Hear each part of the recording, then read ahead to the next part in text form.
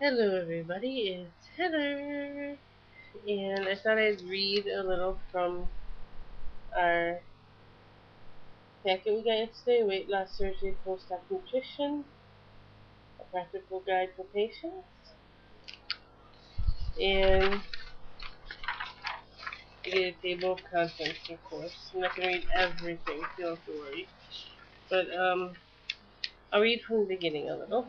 It says here, this guide will help you to make healthy food choices to ensure adequate nutrition from the reduced amounts of food and liquids you eat and drink after weight loss surgery. The diet progression specifically describes how to eat and drink for the first 4 to 6 weeks after surgery, starting with the liquids and moving on to solid foods for the time frame. You will learn how your diet should evolve over the next 6 months to ensure successful weight loss long term. Diet progression is the purpose of the diet progression is to allow adequate healing and recovery of the digestive tract after surgery. During the diet progression, textures of food eaten increase from liquid to pureed soft foods as swelling decreases, allowing the food to pass through easier. Your goals include the following: to avoid dehydration with adequate fluid intake, preservation of lean muscle with adequate nutrition at each stage of recovery, focusing on protein, preventing adverse side effects such as nausea, vomiting, discomfort, and pain, and preventing specific nutrient deficiencies with adequate vitamin and mineral supplements. And the four stages are excuse me, clear liquids, low fat, full creamy liquids, pureed soft foods, and healthy solid foods, high protein, low fat, low sugar. Stage one. Have this phlegm in my throat. Anyway, clear liquids. And this will. I'm just reading a short thing. Remember, it's brief. I don't want to go on and on and on and take forever because we're already at 2.5 minutes almost. So anyway, clear liquids. You will be allowed to drink clear liquids in the hospital. You will continue on clear liquids at home, using them as your fluid source to avoid dehydration, and will incorporate them with the next stages of diet progression. This stage will last about 1 day, or no, I'm sorry, that was for gastric band patients. This will last 2 to 3 days for gastric bypass patients. The liquids they recommend, of course, water. Get at least 24 to 32 ounces per day, with the rest of the needs met with other sources below. Decaf coffee and tea in moderation. Gelatin, preferably sugar-free. Popsicles, preferably sugar-free. Clear broth, preferably low sodium. Sugar-free drinks such as Crystal Light, Propel, sugar-free Kool-Aid, and Fruit 2.0. Diluted 100% fruit juices, which means half water and half juice. Sugar-free sweeteners are allowed, such as Equal, Splenda, and Sweetened Milk. The liquid should be consumed in small amounts, usually 1 ounce at a time, attempting this every 15 minutes during waking hours to prevent dehydration. Stop if you feel full. Work up to a daily goal of 6 to 8 ounce cups, which is 48 to 64 ounces, for adequate hydration. Check the color of your urine. If it's dark golden color, you're not getting enough fluid. If it's light yellow, your intake is good. If you experience pain, nausea, or vomiting, stop drinking. Wait a few hours and try again. Extreme temperatures of liquids can also cause these symptoms if it's too hot or too cold. Liquids to avoid: concentrated sweet or sugar added to prevent dumping syndrome in bypass patients. Carbonation, because carbonation process has been shown to take calcium away from bone stores and contribute to excess gas. Caffeine is to slow down digestion during diet progression. This in turn will promote healing if you avoid caffeine. Alcohol. Practice extreme moderation with due intake due to changes in alcohol metabolism. Increased blood alcohol levels occur more rapidly after surgery. Those four things I said are to avoid. Now, stage 2. Let's see. Um, Stay at this stage, which is low fat, full liquids. Stay at this stage from the day you get home and for 2 weeks after your date of surgery. If no problems are experienced with clear liquids during the first few days after surgery, start this stage at home. Examples of low fat or creamy liquids are Carnation Instant Breakfast, available in no sugar added, referred to as CIB below in this thing. But anyway, Undry protein powder shakes and other low calorie, low sugar protein shakes are as tolerated. The recommended foods are all tolerated clear liquids from stage 1. Carnation Instant Breakfast with no sugar added, skim milk or 1% milk, double strength milk. There's a recipe below, I'll tell you what it is. Soy milk unsweetened and low fat. Lactose free or low lactose skim milk if lactose intolerant. Fat free half and half.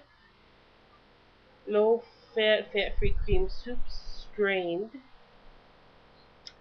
Thinned cream of wheat, farina or grits.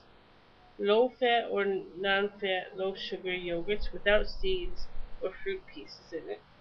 Low fat or non fat sugar free pudding. Protein drinks or shakes, low calorie, low sugar.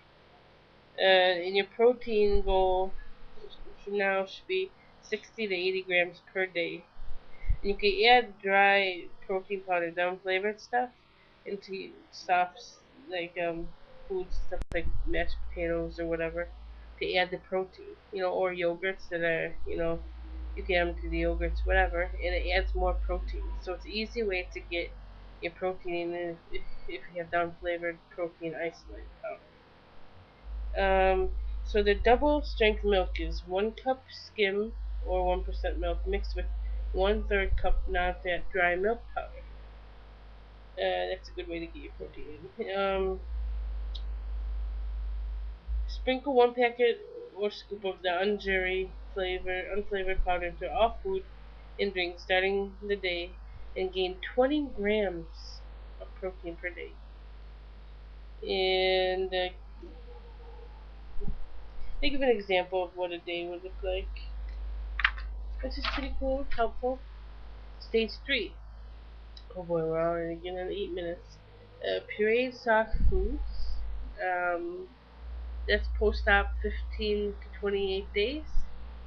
Stay at this stage for 2 weeks.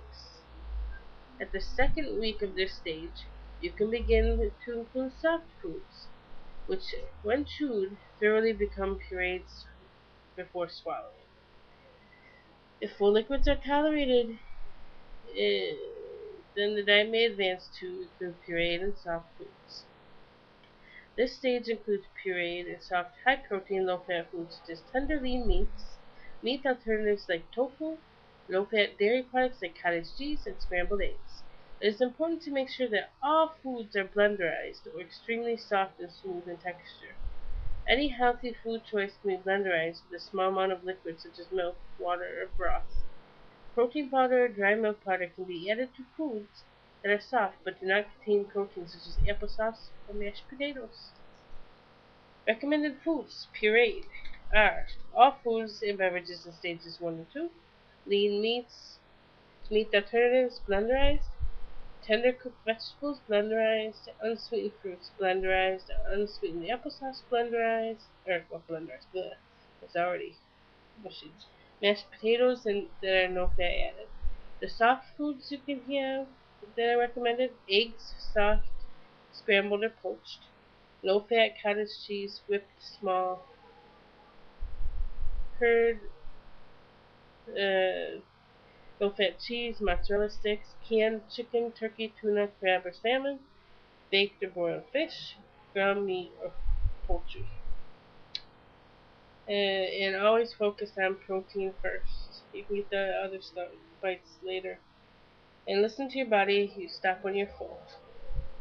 You should still get 48 to 64 ounces of water or low calorie beverages in.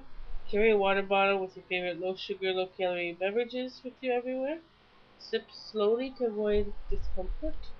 Avoid drinking too much with meals. Small sips are okay. Wait for 30 minutes before and 30 minutes after eating to drink fluids because you don't want to get the stuff that's in your pouch out so quickly because you want the stuff in it to absorb all the good stuff. Stage 3, oh, that's still stage 3, which is, like I said, day 15 to 28 post op. And they give meal samples, which is pretty neat. Let me see if I can get a picture for you guys. Pretty cool. And then we move on to stage 4, which is 5 weeks post op. 5 weeks post op. Healthy, solid foods. Raw fruits with skins and vegetables are usually tolerated at this point and can start to be added back into your diet approximately 4 to 6 weeks post-op. Start with one new food at a time and continue to experiment to widen the variety of foods. The gummy starches are better known as white paste rice and bread. For gastric bypass patients, these foods can start to be added back at this point or approximately 4 to 6 weeks post-op if protein needs are being met. However, crisp toasted breads and crackers are usually tolerated without a problem and are appropriate sources of fiber to aid in regulating bowel function. Start with one new food at a time and continue to experiment. So, if you try a new food and it doesn't work for you, to knock that off the list because it caused you to dump or whatever. Instead of adding like 3 things, you don't know which one of those foods caused you to dump. So that's and then they have these things where it's healthy food plan, meat, dairy, protein, and then foods to avoid. It's pretty nice to have these listed here. And I'll probably carry this all around with me. And then fruits, what to avoid, what to have at stage 4. And then you got the general guidelines for success. And it's about 13 or 14 of them. And then you got protein lists that, they got it all for you there. Portion size and how much protein it is, yeah, in grams. And dumping syndrome. And exercise after weight loss surgery and behavior modification tips. And that is this pack. Really awesome. So I just thought I'd put that out there for you guys who are wondering what I have to do according to my surgeon. Okay? Hope that helped you guys. Bye bye.